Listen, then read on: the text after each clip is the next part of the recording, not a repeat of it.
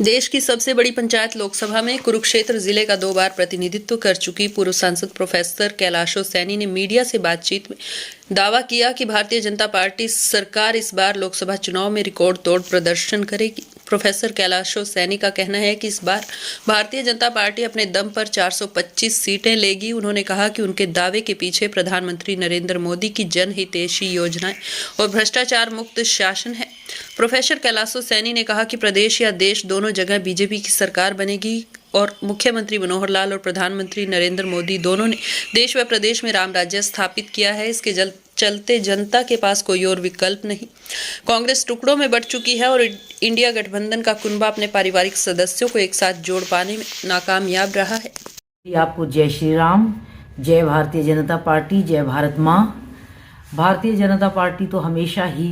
चुनाव को लेकर सक्रिय एवं एक्टिव मोड में रहती है और जैसा कि अब तो लोकसभा चुनाव सिर पर ही आकर खड़े हो गए हैं और पार्टी ने 10 की 10 लोकसभाओं के अंदर अपने ऑफिसेज खोल दिए हैं पूरे हरियाणा प्रदेश में और वहां पर प्रभारियों को और विस्तारक, मंडल प्रधान, बूथ लेवल तक, BLA 2 तक, BLA 1 तक हर कार्यकर्ता को, हर नेता को तैनात कर दिया गया है और आगामी लोकसभा चुनाव रिकॉर्ड तोड़ मतों के अंतर से विजयी करने के लिए जो हमारे कार्यकर्ताओं ने और हमारी पार्टी हाई कमान ने अभियान चलाया हुआ है और जो कार्यक्रम इस दौरान पीछे भी बने हैं और अब बन रहे हैं और जिस प्रकार से सरकार की नीतियों को घर घर तक, आम जन तक पहुंचाया जा रहा है, जो मोदी जी के कार्य हैं, अपना जल अपना नल योजना, किसान क्रेडिट योजना, आयुष्मान योजना, किसान सम्मान निधि, उज्ज्वला योजना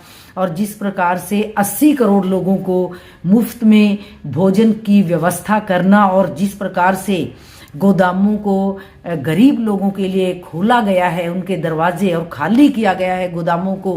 पुरानी सरकारों के शासनकाल में वो अनाज पड़ा पड़ा सड़ जाया करता था या तो फिर भ्रष्टाचार के माध्यम से अन्यत्र गलत तरीकों से हजम कर लिया जाता था।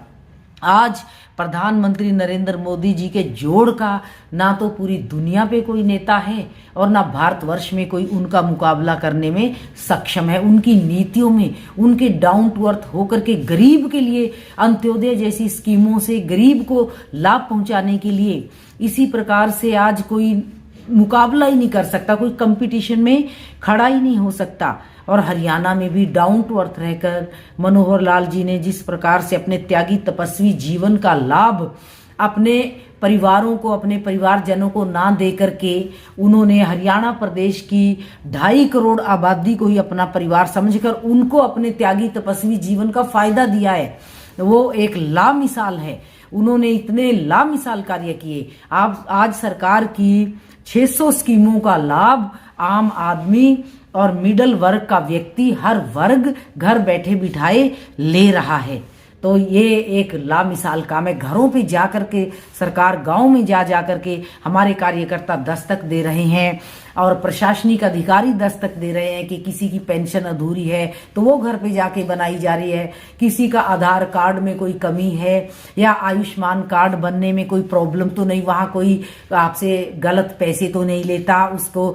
आयुष्मान कार्ड को वहाँ इलाज के लिए जमा करवाते वक्त भी कोई एक पैसा भी ना ले ले। तो ये सारा ध्यान जिस प्रकार से हमारी सरकार, हमारे मुख्यमंत्री जी और हमारे प्रधानमंत्री जी स्वयं हर चीज की मॉनिटरिंग रात को वो 2-3 बजे तक करके केवल 2-3 घंटे की नींद लेते हैं, ये साबित करता है कि आगामी समय में कोई भी नेता मोदी जी का मुकाबला नहीं कर सकता और लोकसभा भारतवर्ष में पूरे में ही यहाँ पर 400-425 सीटों से मोदी जी की सरकार अब तीसरी बार बनेगी। मैं आगामी चुनाव का कुरुक्षेत्र लोकसभा का प्रश्न है। मैं यहाँ से पहले 2 बार सांसद रही हूँ। देखिए, मैं भारतीय जनता पार्टी की एक बहुत ही डाउन टू अर्थ और समर्पित कार्यकर्ता हूँ। जैसा भी मुझे पार्टी आदेश देगी, जो भी मेरी रिस्पॉन्सिबिलिटी पार्टी इस चुनाव में लगाएगी, हाँ, मैं लोकसभा के लिए तैयारी कर रही हूँ, मैं फील्ड में जाती रही हूँ लगातार, लेकिन फैसला पार्टी का होगा कि पार्टी मुझे क्या रिस्पॉन्सिबिलिटी